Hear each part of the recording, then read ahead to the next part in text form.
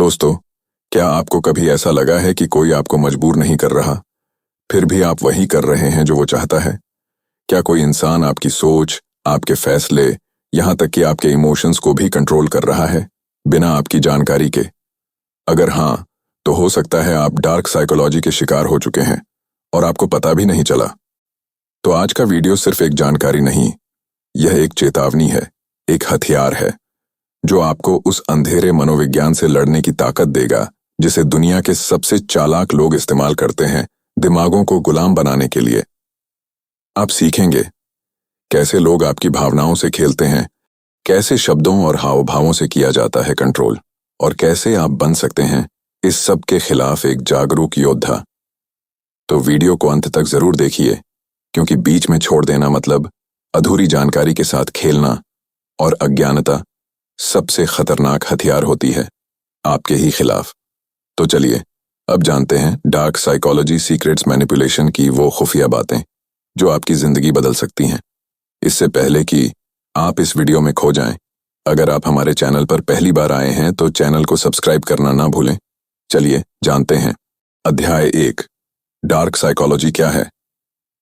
Dark psychology कोई जादू या तंत्र मंत्र नहीं है। यह मानव मन की वह कला है जिसका इस्तेमाल करके कुछ लोग दूसरों की सोच, भावना और निर्णय तक को नियंत्रित करते हैं, वो भी इस अंदाज में कि सामने वाले को इसका पता तक नहीं चलता।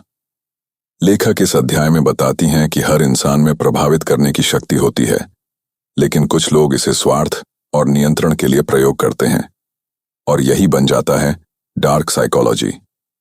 डार्क साइकोलॉजी के मुख्य तत्व। Number 1, manipulation. सामने वाले को इस तरह प्रभावित करना कि वह आपके इशारों पर काम करे, जबकि उसे लगे कि वह खुद का निर्णय ले रहा है। Number 2, persuasion. लोगों को राजी करना, समझा बुझाकर मनवाना, लेकिन इसमें सीमा होती है। जब यह सीमा पार हो जाती है और दूसरों को मजबूर किया जाने लगता है, वहीं से शुरू होती है डार्क साइकोलॉजी। नंबर 3, डिप्राइवेशन और गैसलाइटिंग। सामने वाले को खुद पर शक दिलाना, उसकी भावनाओं, विचारों, यादों को झूठा साबित करना, उसे मानसिक रूप से कमजोर बनाकर नियंत्रित करना। क्यों करते हैं लोग ऐसा? लेखक कहती हैं कि इसका मुख्य कारण है पावर, कंट्रोल और एजेंडा, हिडन मोटिव्स। कुछ लोग अपने अहंकार, ईगो, लोभ या बदले की भावना से दूसरों को मानसिक रूप से झुकाना चाहते हैं।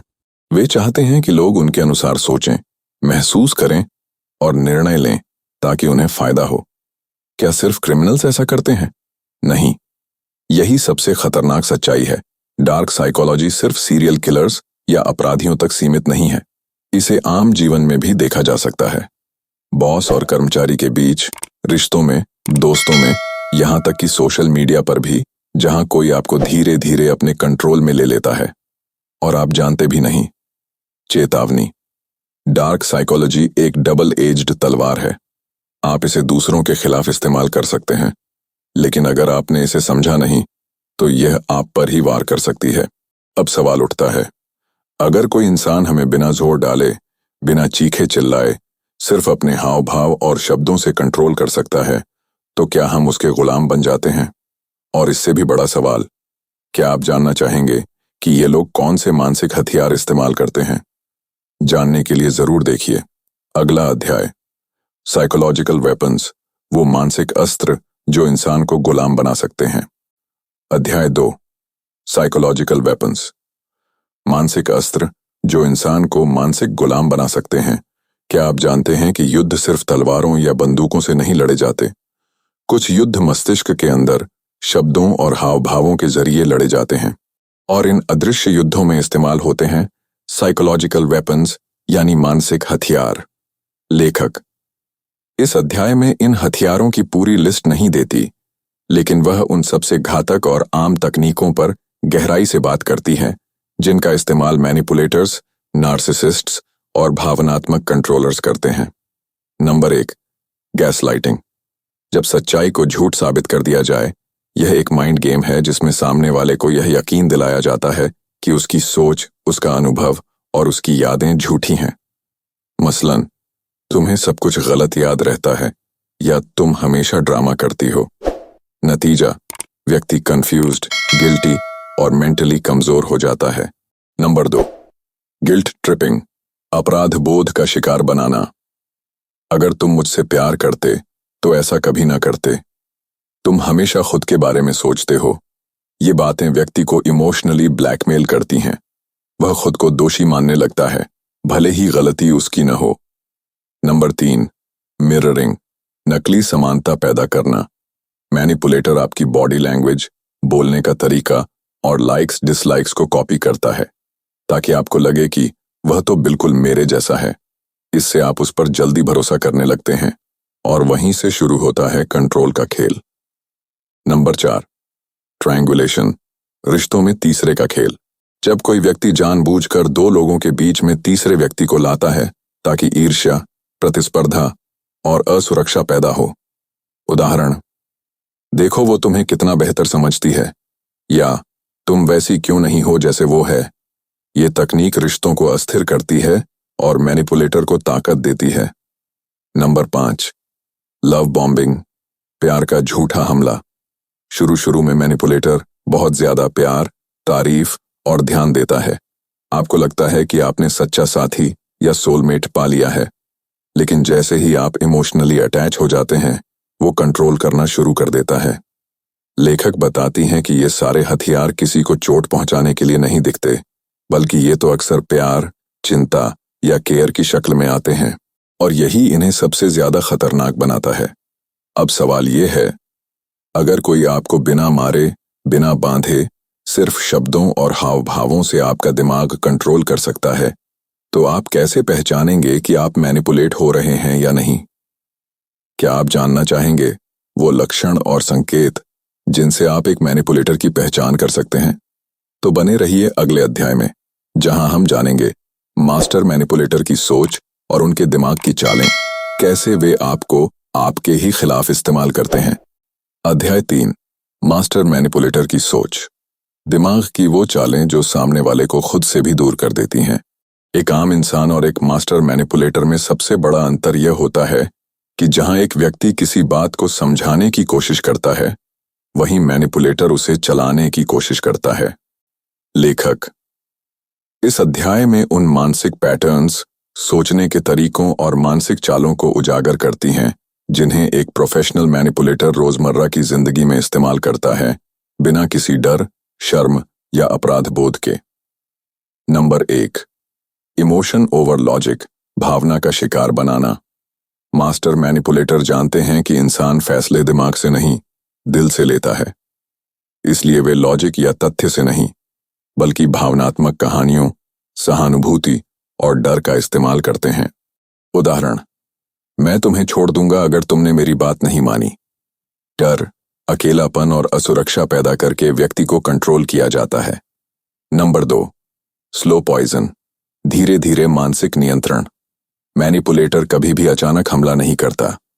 वह धीरे धीरे आपके आत्मविश्वास को कमजोर करता है, आपको अपनी सोच पर शक दिलाता है, आपकी निर्णय लेने की क्षमता को खत्म करता है। एक समय के बाद व्यक्ति खुद ही मैनिपुलेटर पर निर्भर हो जाता है और यह उसे पूरी तरह से मेंटल स्लेव बना देता है। नंबर 3, ऑब्जर्वेशन इज पावर, सबसे खतरनाक स्किल। मास्टर मैनिपुलेटर एक अच्छे जासूस की तरह आपको पढ़ता है। आपकी बॉडी लैंग्वेज, टोन, पसंद नापसंद, डर और कमजोरियों का विश्लेषण करता है, फिर उन्हीं कमजोर बिंदुओं को अपना हथियार बना लेता है। उदाहरण, अगर उसे पता चल जाए कि आप अकेलेपन से डरते हैं, तो वह आपको सोशल रिजेक्शन का डर दिखाकर कंट्रोल करेगा। Number 4, charming outside, controlling inside, दोहरा चेहरा। मैनिपुलेटर बाहर से बेहद आकर्षक, समझदार और मददगार लगता है, लेकिन अंदर से वो धीरे धीरे आपके आत्मसम्मान को कुचल रहा होता है। वह सबके सामने आपको प्यार करेगा, लेकिन अकेले में आपकी सोच, आपकी आवाज और आपकी आजादी को खत्म करेगा। नंबर 5, नो गिल्ट, नो रिमॉर्स, माफी नहीं, मकसद है। मैनिपुलेटर अपने व्यवहार के लिए पछतावा नहीं करता। उसे लगता है कि जो वह कर रहा है वह उसका हक है या जरूरत है। यही उसे और खतरनाक बनाता है, क्योंकि उसके पास कोई आत्मिक रुकावट नहीं होती। लेखक यह स्पष्ट करती हैं कि मास्टर मैनिपुलेटर कोई खास जगह या प्रोफेशन से नहीं आते। वे कहीं भी हो सकते हैं, रिश्तों में, ऑफिस में या दोस्ती के नाम पर। आपको उनका बचाव करने के लिए खुद को समझना और उनके सोचने के ढंग को पहचानना बेहद जरूरी है।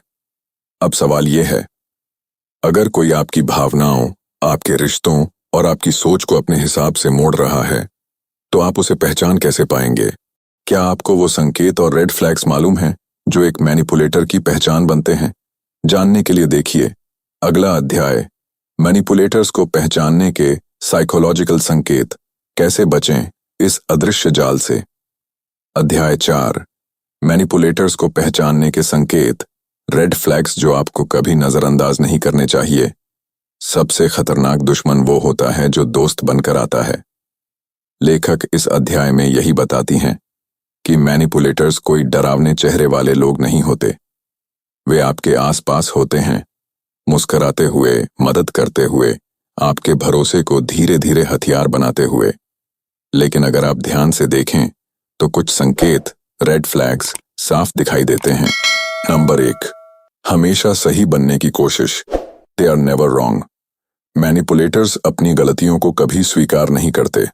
अगर आप उन्हें कोई गलती दिखाएं तो वे या तो आप पर ही इल्जाम डाल देंगे या बहाने बनाकर निकल जाएंगे। रेड फ्लैग, तुम ही हमेशा गलत समझती हो, मैंने तो ये तुम्हारे भले के लिए किया।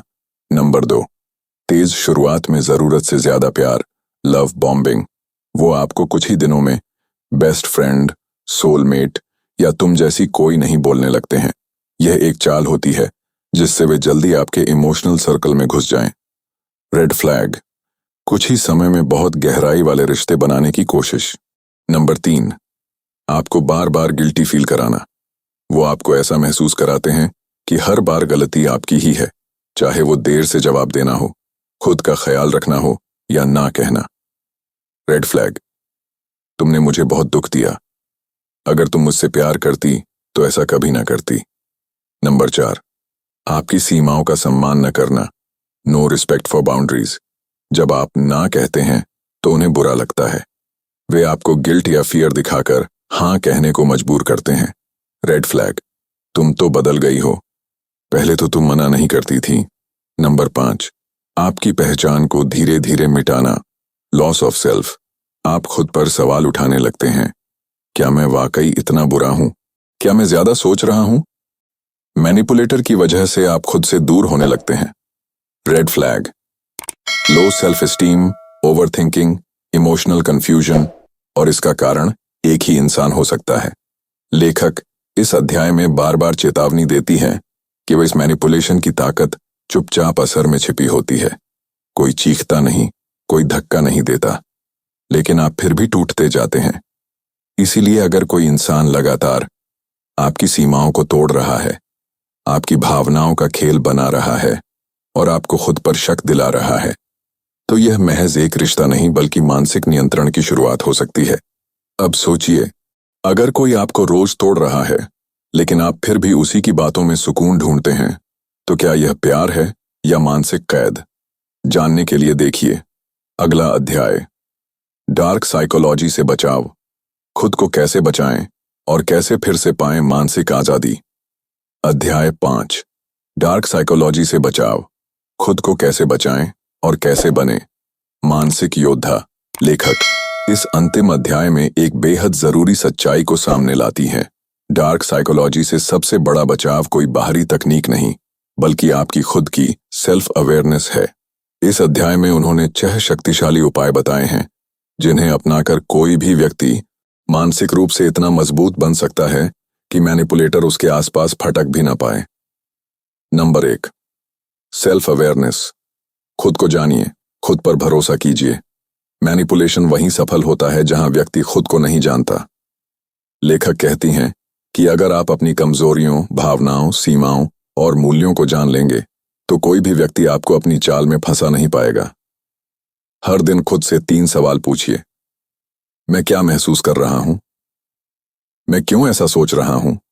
क्या ये मेरे निर्णय हैं या किसी और के प्रभाव में लिया गया कदम? नंबर 2, बाउंड्रीज सेट करना सीखिए। ना कहना आपका हक है। एक मानसिक गुलामी वहीं शुरू होती है जहां ना कहने की हिम्मत खत्म होती है। मास्टर मैनिपुलेटर्स हमेशा आपकी सीमाओं को तोड़ने की कोशिश करते हैं। जो बात आपको असहज करे उसे मना करना सीखें। कोई भी रिश्ता इतना जरूरी नहीं कि वह आपकी आजादी छीन ले। नंबर 3, रेड फ्लैग्स पर ध्यान दें। दिल नहीं दिमाग से समझें। प्यार, सहानुभूति या भावनाओं के जाल में ना फंसें। रिश्तों और बातचीत में चेतावनी संकेतों, गैसलाइटिंग, गिल्ट ट्रिपिंग, कंट्रोल को नजरअंदाज न करें। संदेह को दबाएं नहीं, उसे समझें। बार बार गिल्ट फील होना, अपनी आइडेंटिटी खोना, ये रेड फ्लैग हो सकते हैं। नंबर 4, इमोशनल इंडिपेंडेंस, भावनात्मक स्वतंत्रता सबसे बड़ा कवच है। अगर आपकी खुशी, आत्मसम्मान और आत्मबल किसी और पर निर्भर है तो मैनिपुलेटर के लिए आप सबसे आसान शिकार हैं। अकेले रहना सीखें, लेकिन अकेलापन महसूस न करें। अपनी सफलता, खुशी और सुरक्षा के लिए खुद जिम्मेदार बने। नंबर 5, सेल्फ केयर और मेंटल डिटॉक्स करें। मैनिपुलेशन धीरे धीरे आपकी सोच को गंदा करता है। लेखक सलाह देती हैं कि नियमित रूप से मेंटल रीसेट करें। जर्नलिंग, मेडिटेशन, एफर्मेशंस और साइलेंस टाइम अपनाइए।